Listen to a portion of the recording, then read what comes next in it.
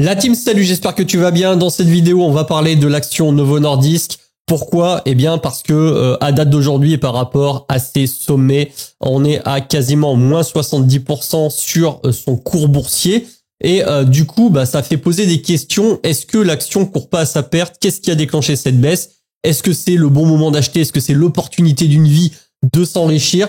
Eh bien, c'est ce qu'on va voir dans cette vidéo. Je vais te faire une petite recherche et ensuite on ira voir au niveau des fondamentaux et je te donnerai mon point de vue personnel. Alors, je tiens à préciser que ce n'est pas un conseil d'investissement, hein. Je te partage simplement ma vision, comment je vois le titre et comment tout simplement j'envisage la chose par rapport à mes propres connaissances. Donc vraiment, ne t'appuie pas sur cette vidéo pour te précipiter sur l'achat du titre, auquel cas celle-ci t'aurait fait plaisir. Alors, premièrement, ce que j'aime bien faire, c'est un petit coup de Gemini en Deep Research et lui poser la question, pourquoi le titre baisse, quelles sont les sources, etc. L'avantage avec le Deep Research, c'est que ça va vraiment s'appuyer sur pas mal de sources. Tu le vois, ça va checker sur les forums Reddit, ça va checker sur des sites officiels, etc. Donc ça évite vraiment d'avoir une recherche approfondie où tu vas t'ennuyer avec des rapports, etc. Et ça te fait un condensé. La plupart du temps, c'est quand même relativement précis. Alors, qu'est-ce que nous dit Gemini sur le titre? Principale raison de la baisse. Donc, on va lire tout ça, hein. Donc, les recherches initiales ont révélé plusieurs facteurs clés expliquant cette chute. Un élément majeur est la révision à la baisse des prévisions de vente et des bénéfices d'exploitation pour 2025 annoncés par Novo Nordisk en juillet 2025. Cette décision, alors, c'était bien avant 2025, puisque je le rappelle, hein, on peut se mettre sur le titre. On va se mettre en full chart.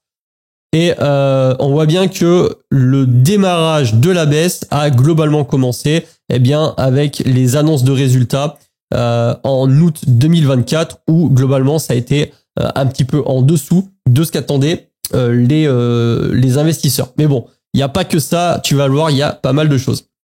Cette décision est attribuée à l'utilisation persistante des versions composées génériques non autorisées des médicaments GLP-1 à une expansion du marché plus lente que prévu et une concurrence accrue.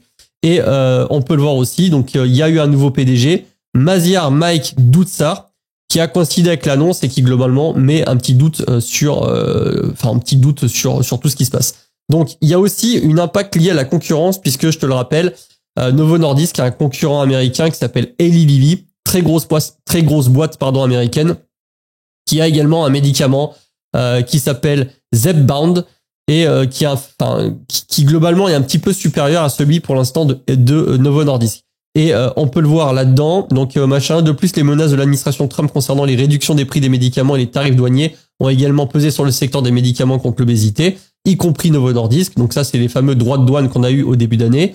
Et l'entreprise a également intensifié ses poursuites judiciaires contre les sociétés vendant des copies de Wegovy ou Wegovy, je sais pas comment on prononce ça, qui est le médicament de Novo Nordisk. Il est facile à copier et il a l'air d'être un petit peu moins performant que celui proposé par Eli Lilly. Alors, tout ça a entraîné, comme on l'a vu, une baisse.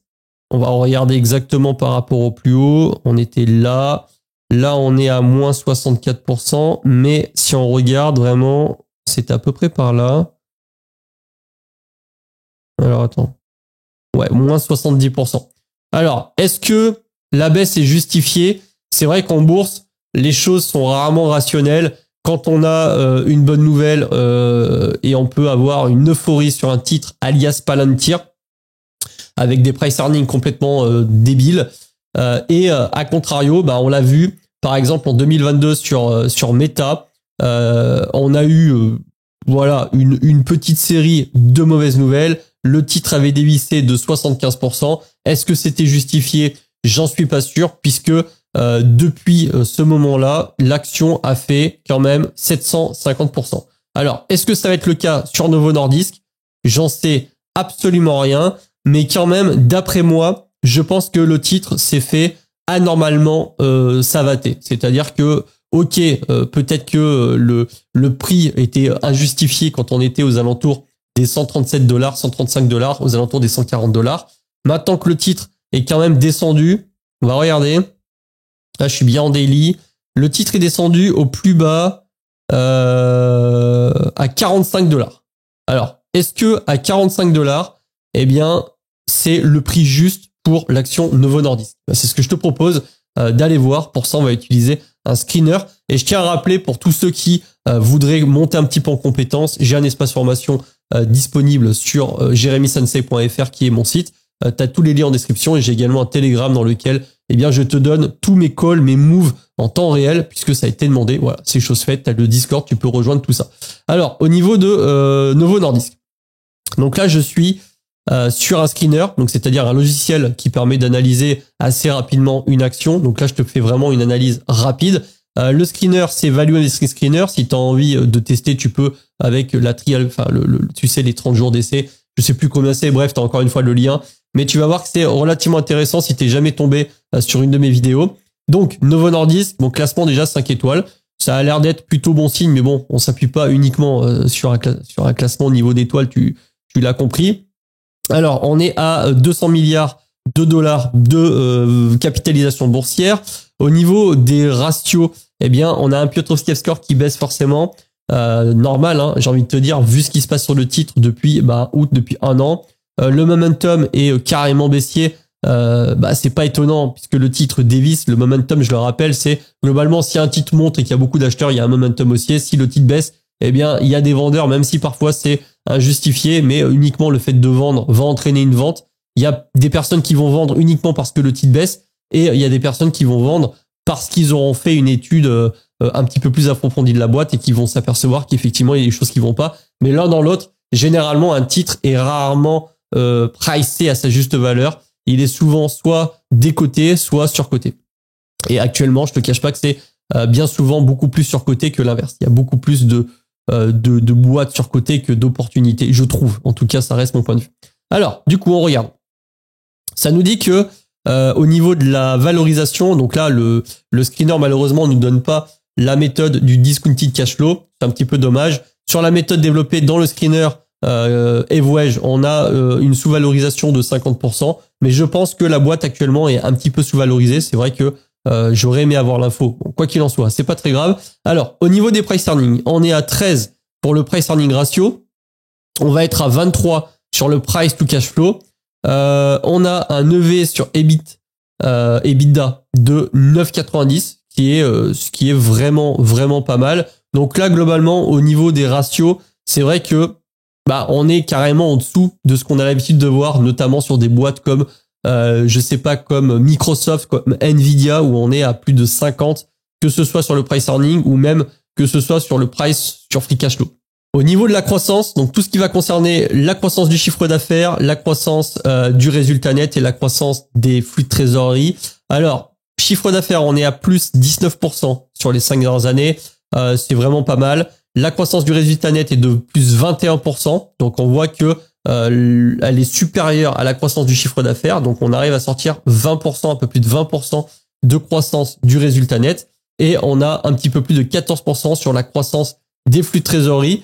Et depuis 10 ans, on peut voir que très globalement, la société, il n'y a pas de souci, est en croissance avec une accélération à partir de globalement 2021. Donc là-dessus, pour moi, pas de souci particulier. Maintenant, on passe sur la profitabilité, l'analyse de tout ce qui va concerner les chiffres de profitabilité.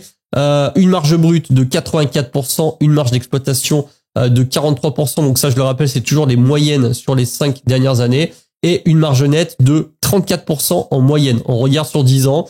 Globalement, c'est relativement stable, hein. On le voit, que ce soit la marge d'exploitation, la marge nette.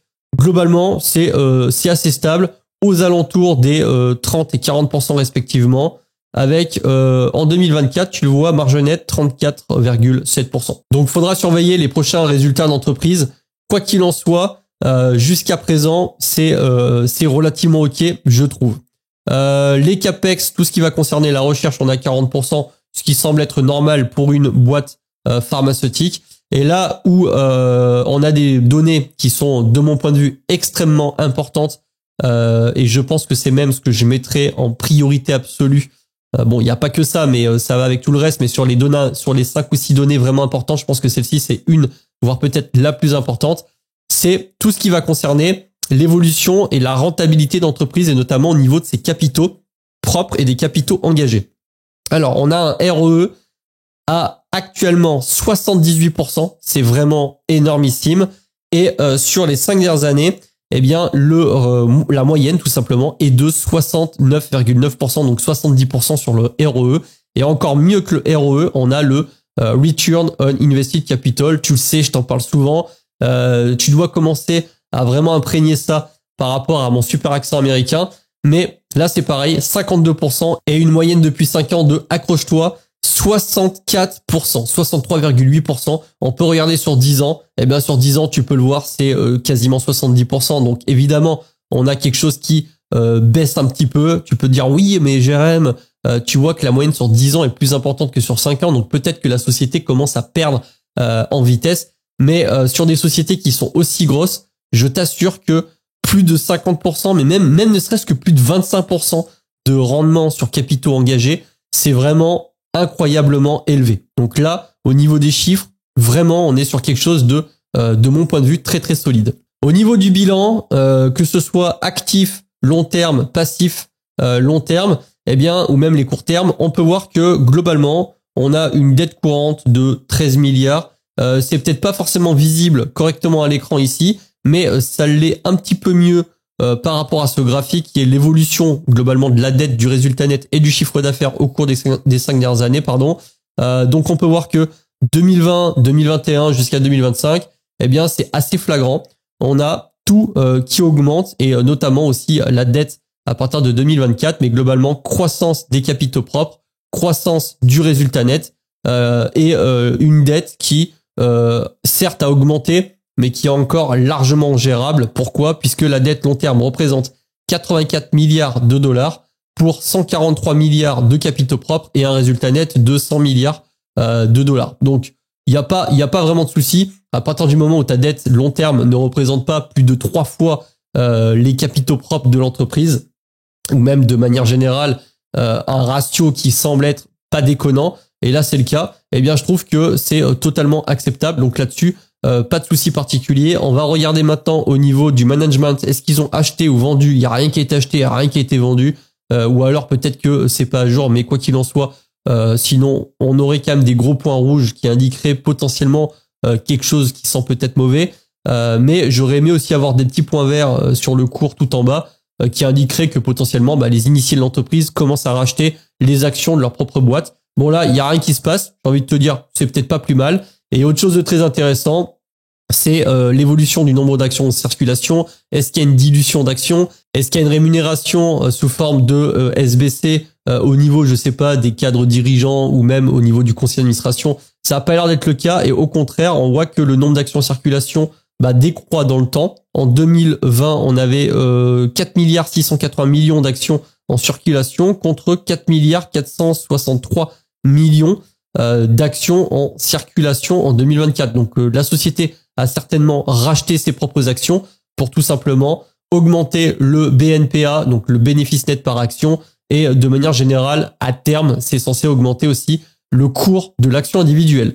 Le dividende est versé sans interruption depuis 43 ans. Donc on parle peut-être même d'une dividende aristocrate. Donc ça peut convenir à un portefeuille dividende aristocrate, puisque je le rappelle, je crois que c'est de mémoire 30 ans sans interruption de versement de dividende. Là, c'est un dividende qui est versé tous les 6 mois. Il est biannuel, avec une performance de plus 1,6% sur le versement de dividende. Donc c'est pas forcément énorme, mais on voit que l'augmentation du dividende est en moyenne de 20% à peu près, c'est 18% depuis 5 ans, en tout cas sur les 5 dernières années. Et le payout ratio est de 45,6%. Alors le payout ratio, c'est sur le résultat net, combien on va verser en proportion aux investisseurs sous forme de dividendes. Et là, tu vois que c'est 45%. Alors c'est assez élevé, mais c'est pas non plus déconnant. Alors, conclusion qui est vraiment ma conclusion personnelle. Alors, je trouve que le titre a été très injustement malmené. Ok, il y avait peut-être une correction, peut-être que le titre était surévalué quand il était aux alentours des 140 $. Maintenant, je pense à titre perso que un titre comme ça à 45 $ avec des valeurs et des fondamentaux aussi solides, eh bien, je suis pas sûr que ce soit mérité. Donc, j'ai pris le pari entre guillemets, parce que quand tu te positionnes sur une action, bon là, on se positionne pas non plus sur une small cap, je me suis pas positionné sur une toute petite boîte. Donc j'ai fait le pari, je vais appeler ça comme ça, d'investir sur Novo Nordisk. Encore une fois, ceci n'est pas un conseil d'investissement. Tu le vois, j'avais fait un premier achat de $500 et je me suis dit, franchement, le titre est quand même vraiment beaucoup trop décoté de mon point de vue, toujours pareil. Et je pense qu'ils ont les moyens et les ressources financières et même les équipes pour trouver une solution et pour faire en sorte de régler les problèmes, que ce soit sur la copie des médicaments. Et je pense que les droits de douane, peut-être que, je sais pas, prochain président, ça va complètement changer. Donc moi, j'ai pris le pari que la société va, en tout cas que le cours de l'action va remonter à terme et que moins 70%, ça commence déjà à être vraiment trop sévèrement puni. Donc ça, c'est vraiment mon point de vue. J'ai investi toujours avec des sommes respectivement correctes. Là, tu vois, $1000, c'est pas comme si j'avais mis toute ma fortune personnelle, absolument pas. J'ai intégré l'action au portefeuille idéal. Portefeuille idéal d'ailleurs que j'ai remanié, que j'ai arbitré. Tu as les vidéos, j'ai fait ça et j'ai commencé ça en live et je t'ai fait une vidéo sur le sujet parce que c'est vrai que je trouvais que l'action méritait de s'intégrer au portefeuille. Et on peut voir que depuis que j'ai la ligne, donc j'ai un prix de revenu moyen à $49,7. En réalité, je me dis que j'aurais pu investir carrément les $2500 qui me restaient dans Novo Nordisk. Je vais voir ce que je fais. Et à date, je suis déjà à plus 11%. Alors pourquoi? Puisque il y a petit rebond. Ça veut pas du tout dire que on a eu le point bas. On peut avoir un cours qui continue à descendre. Mais là, tu vois, si je t'enlève, parce que là, je suis sur du Heikin Ashi sur les bougies. Mais si je te remets en bougie traditionnelle, on peut voir que il y a quand même eu un énorme gap ici, là. Franchement, je me dis de moins 20% sur Novo Nordisk. Peut-être que c'était le bouquet final. Peut-être, hein, on verra. Donc, quoi qu'il en soit, j'ai envie de te dire, on fera un point sur Novo Nordisk d'ici peut-être quelques mois. Je vais garder l'action en portefeuille. Peut-être que je renforcerai et peut-être qu'effectivement, je mettrai, pourquoi pas, les $1700 qui restent sur l'action, puisqu'actuellement, les marchés sont hauts, les opportunités sont rares. Et j'ai envie de te dire que la conclusion de la fin de cette vidéo, c'est que j'ai remarqué dans le temps, et encore une fois, c'est vraiment un partage d'expérience, quand un titre était vraiment, vraiment très bon marché, j'avais tendance à pas mettre assez d'argent dessus. Et à contrario, histoire de me diversifier, j'allais plus facilement mettre 500 € par-ci, 500 € par-là sur des boîtes qui étaient des fois même survalorisées. Et j'ai trouvé qu'à terme, c'était pas forcément le bon move à faire. Et par contre, voilà, quand tu as vraiment une société où il y a une belle occasion qui se présente, j'ai l'impression que c'est le cas sur Novo Nordisk, il faudrait potentiellement investir plus que ce que tu as l'habitude de le faire en temps normal. Encore une fois, j'ai un Telegram, j'ai de la formation. Tu peux utiliser le lien de parrainage Interactive Broker si tu as envie d'ouvrir un CTO chez eux. Et l'action est aussi dispo et surtout dispo en PEA. Il y a des gens qui me demanderont pourquoi tu l'as pas intégré en PEA. Parce que c'est pas grave. Et de manière générale, j'ai aussi d'avoir un suivi de performance complet sur un portefeuille stock picking uniquement pour me challenger.